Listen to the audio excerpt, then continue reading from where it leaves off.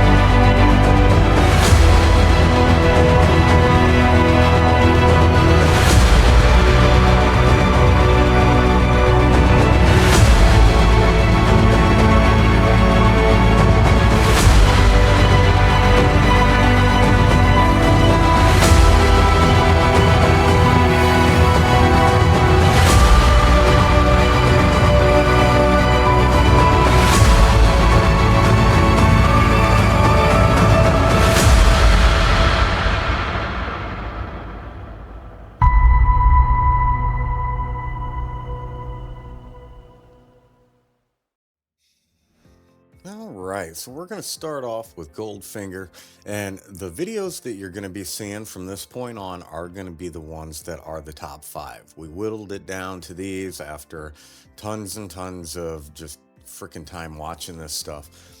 But look at how neat this is. Now, this is over in Harper's Ferry. It's that railroad bridge. On the other side of it, it takes you to a little mission. Phenomenal job. I love the market area. This was one that was just very well organized, put together. It tells a story. It's walking through this place. You know exactly what it is. Nobody has to talk to you and say, hey, this is a market area or anything. You know exactly what's going on. And, they did put different rooms in here for different vendors. I love the idea of the record place. That is really cool. I would love to make a old music shop or something like that at some point. And again, you've got some fish hanging up over here, all over the walls. It tells you exactly what it is, and what a fine job. Goldfinger, you're amazing. You're always putting out really great quality stuff like that. And the only thing that I would say about this in any negative way would be the decorating is not as thick as I would like to see, especially for a market. But if you look at the size of this structure, that's where, it obviously limits the amount of budget because the structure on this is really, really big. And what a fine job that you did, though. You didn't leave any areas that were barren or anything like that. The decorating that you did was done very well. So, very impressive.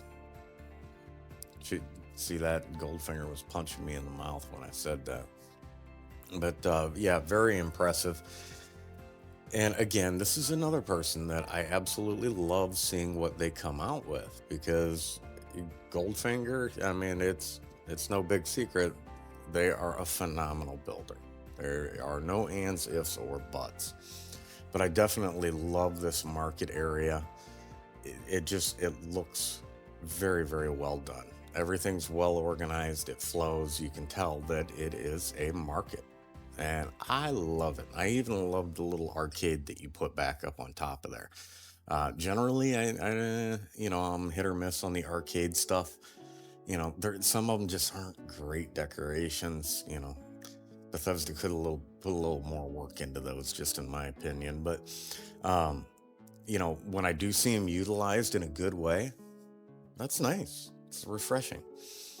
And we have the one, the only, the Lady H. Obviously, another person who needs zero introduction. Now, you guys, I want you to pay attention. Look at how small this build is.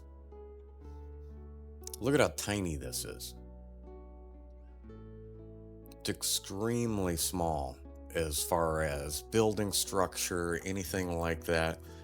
It's the story of the Three Little Pigs, if you didn't pick up on that. But, you've got your big bad wolf here getting led on.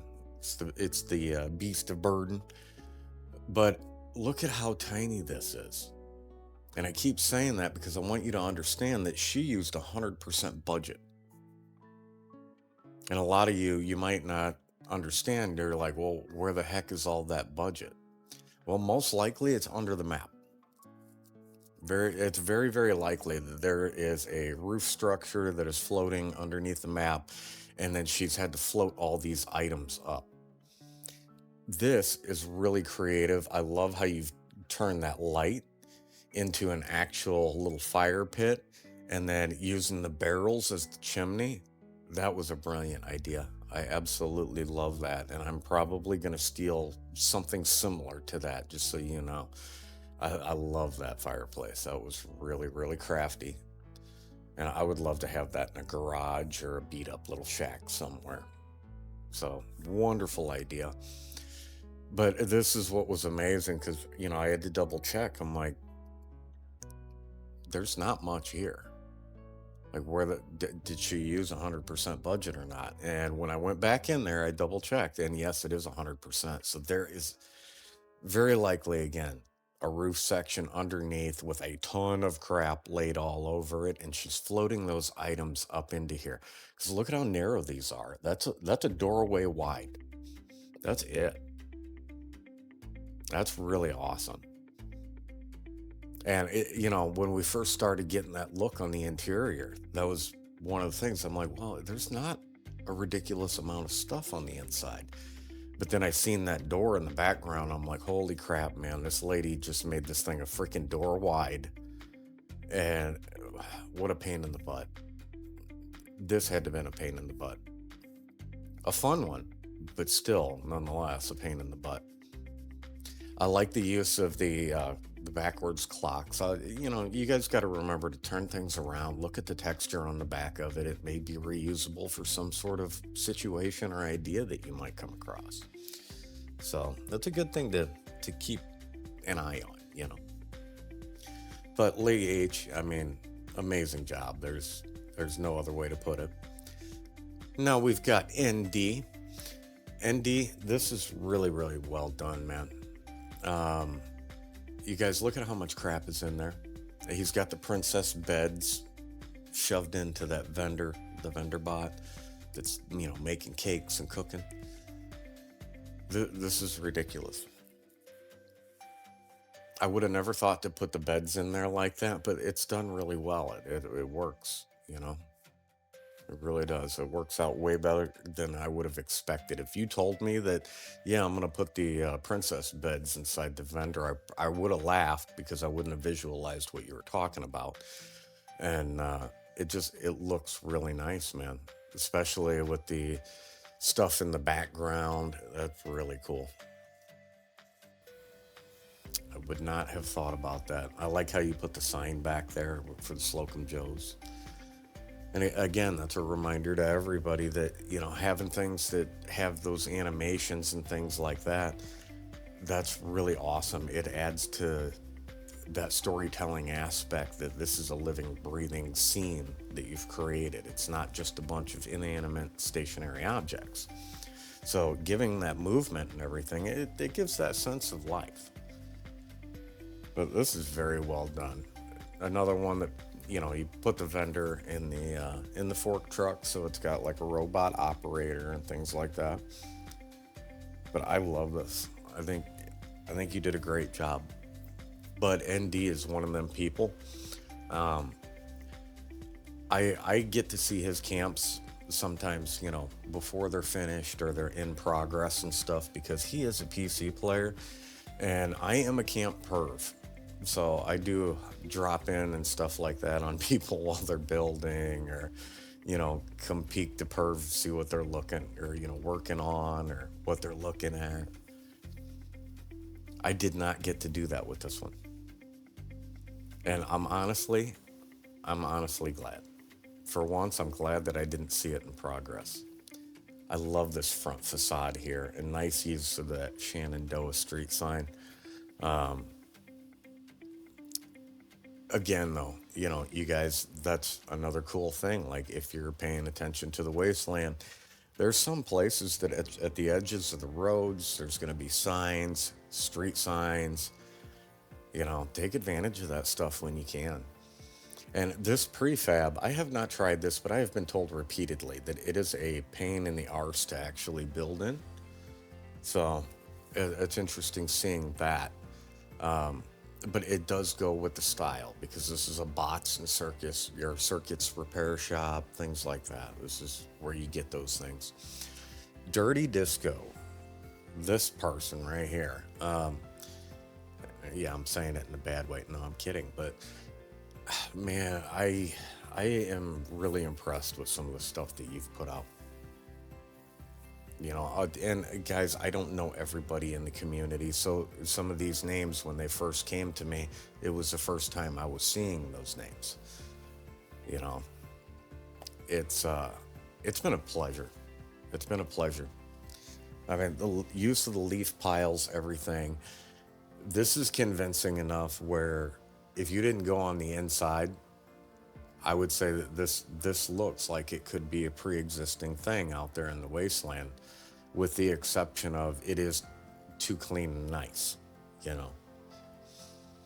But if this was dirtied up a little bit, this is one of them that is so convincing that it looks like it just actually belongs out there.